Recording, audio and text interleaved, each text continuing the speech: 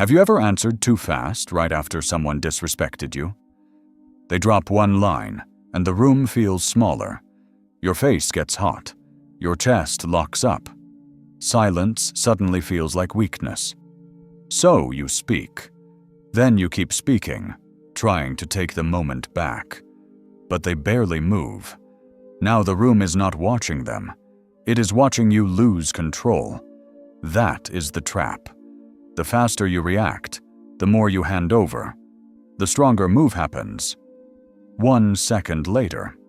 It happens because disrespect hits your body before your judgment arrives.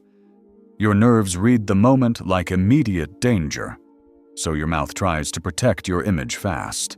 You answer to remove the tension, then you add more words to regain control. But extra words rarely restore control. They usually reveal that the moment got inside you. That is why the regret comes later. You do not reply to their line only. You reply how fast you gave them your balance. Epictetus warned that events do not break you first. Your reaction to them does.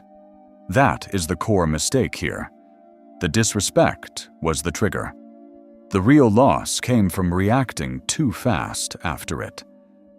You are speaking and barely reach your second sentence. Then someone cuts across you like you were not there. They start talking louder, and the room follows them. Nobody stops it. You feel heat rise into your neck immediately. Your chest tightens like you need to reclaim the space. Your mind says, "Finish your point right now. Do not let this stand." So you jump back in too fast. You speak over them to get your place back. Then your words come out harder than you planned. You repeat yourself because they still are not listening. Now you are no longer making a point. You are fighting for oxygen in the moment. That is the part people notice, not your idea, your urgency, your speed.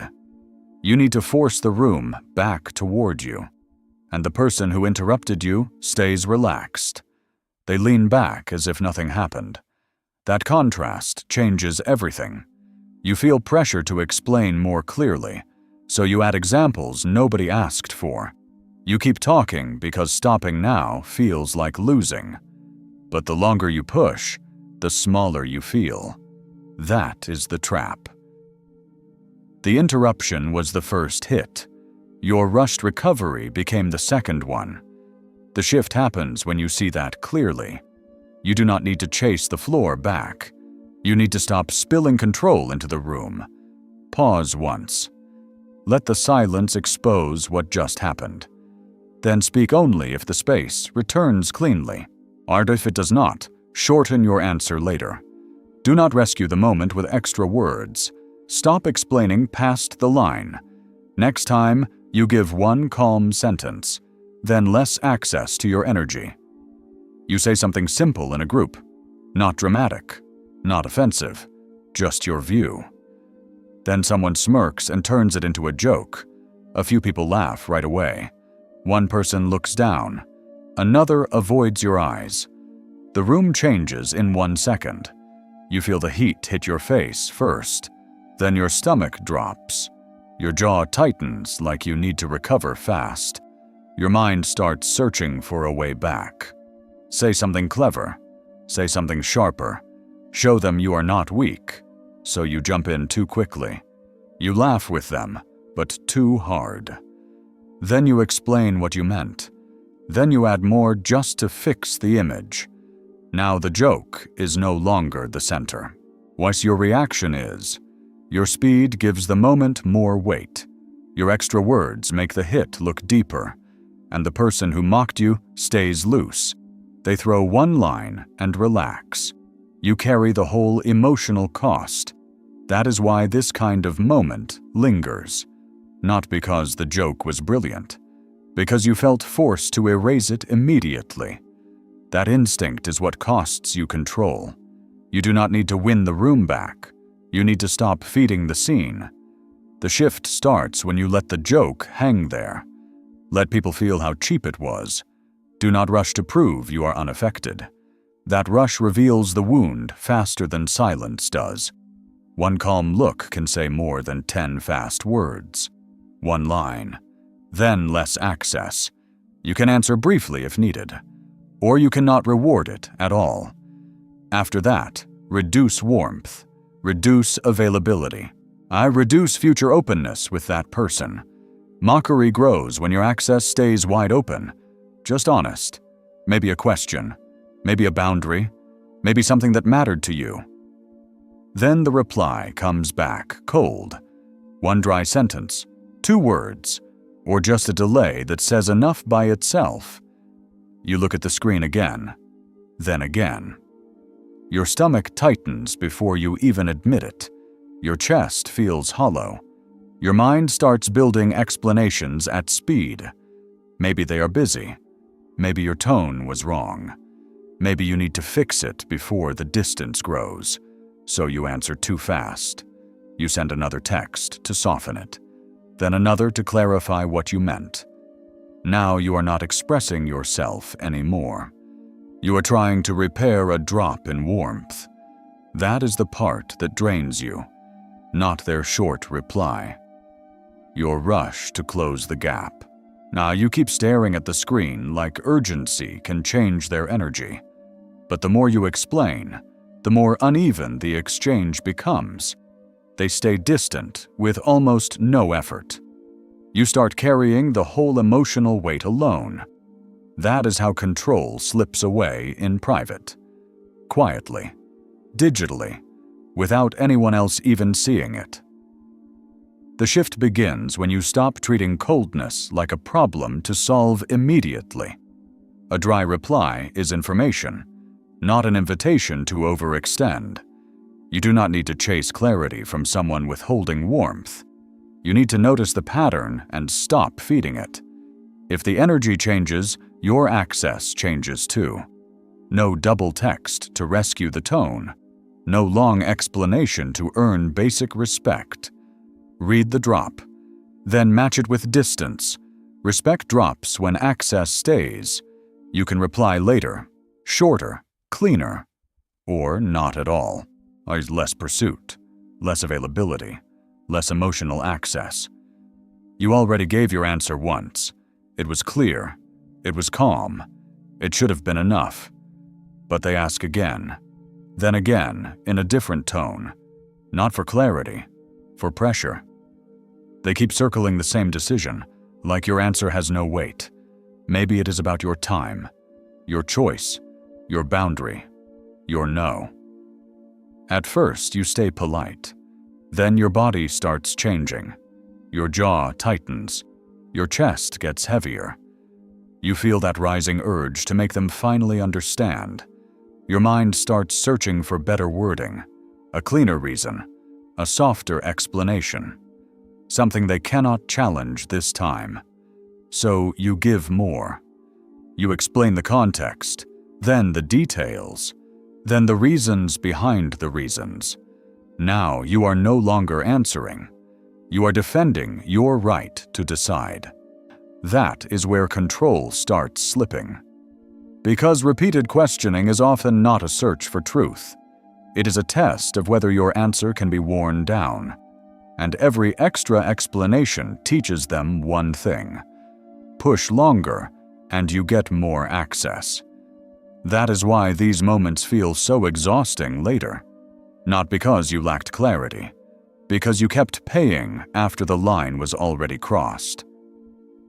The shift happens when you stop mistaking pressure for confusion. They heard you. They just did not accept the limit, so the answer does not need more detail. It needs a firmer ending. One answer is enough, then less access. You can repeat the boundary once, shorter this time. No new reasons, no emotional labor, no attempt to be perfectly understood. If they keep pushing, the conversation gets smaller. Less time, less openness, less explanation. What if it repeats? Reduce access. You don't hear it directly.